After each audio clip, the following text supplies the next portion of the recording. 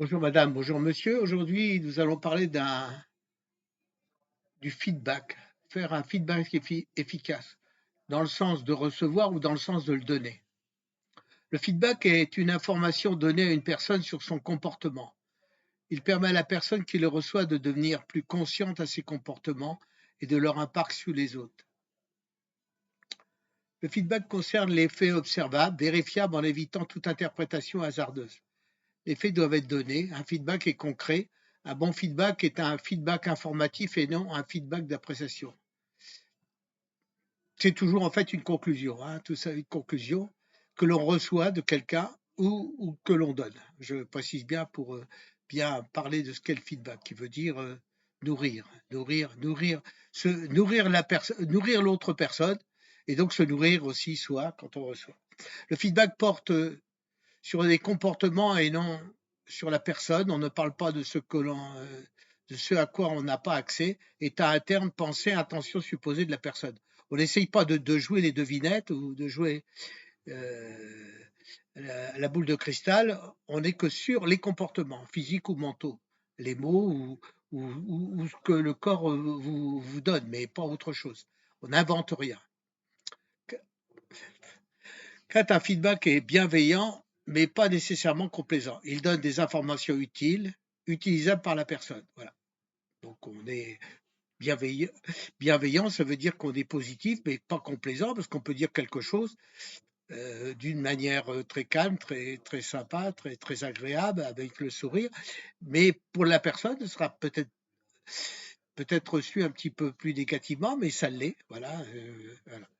Et chacun donne son message de ce qu'il reçoit. Un feedback est précis et spécifique. Oui, on parle pas pendant 3 heures. On donne des points positifs et on donne toujours des conclusions positives. Un feedback propose des pistes d'amélioration sous forme d'hypothèses. C'est ce que je viens de dire à l'instant. Les hypothèses ne doivent porter que sur les faits. On s'abstiendra de jugements négatifs. On ne juge pas la personne, même si quelque part on n'est pas totalement en accord avec elle et on doit s'abstenir donc d'un jugement, de porter un jugement qui va complètement fausser le feedback. Un feedback est donné à un moment opportun, sur un lieu approprié, dans un contexte adapté. Vous faites un feedback aujourd'hui et dans une semaine, si vous faites le même feedback à la personne, ça peut être complètement différent. Surtout que vous ne direz peut-être pas les mêmes choses. C'est le même problème. Un feedback utile est limité. Trop d'informations tue l'information. Ceci est particulièrement important pour les pistes d'amélioration. Il ne s'agit pas de donner un catalogue, il s'agit de donner un ou deux points ou même un point. Voilà. Et c'est aussi la synthèse de ce que vous faites. Donc, ça permet d'être précis pour soi-même comme pour l'autre. Un feedback est un cadeau offert à une personne. On vérifie la clarté de son message et l'exactitude des informations. Bonne réception du cadeau. On voit aussi comment il reçoit. Cependant, éviter de provoquer un débat. Si ce risque existe, s'abstenir de faire la vérification et laisser mûrir. Oui.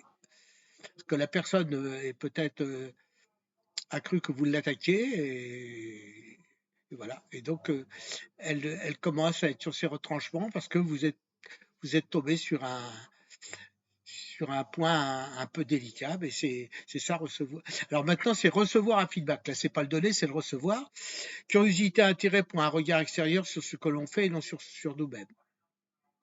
Quand on reçoit le feedback, c'est sur ce qui est dit, c'est sur ce qu'on vient de dire et non sur le personnage que l'on est, sur les valeurs, etc. Un feedback est une opinion et non une vérité. C'est la manière dont une autre personne voit les choses. C'est ce que je vous ai dit tout à l'heure. Un feedback est une opportunité à découvrir des choses qui nous permettent de progresser. Ne pas contredire la personne qui donne un feedback, même si on n'est pas d'accord. On lui dit merci, c'est intéressant, je vais y réfléchir. C'est-à-dire qu'on se donne la possibilité de progresser et on ne dit pas intérieurement non, non, c'est pas intéressant, elle a tort, j'ai totalement raison et je suis bien dans ce qu'elle me dit euh, et on laisse mûrir, ce qui va nous apporter peut-être une opportunité de grandir. Voilà. Ne pas rejeter à chaud un feedback. Si ça ne vous dit rien maintenant, peut-être que plus tard, je m'apercevrai qu'il était intéressant, voir si d'autres feedbacks vont dans le même sens ou pas. Je rappelle que Feedback, ça vient tout simplement de nourrir, et back, ça veut dire redonner à la personne. Donc, c'est nourrir la personne. Voilà. Je vous remercie et à la semaine prochaine.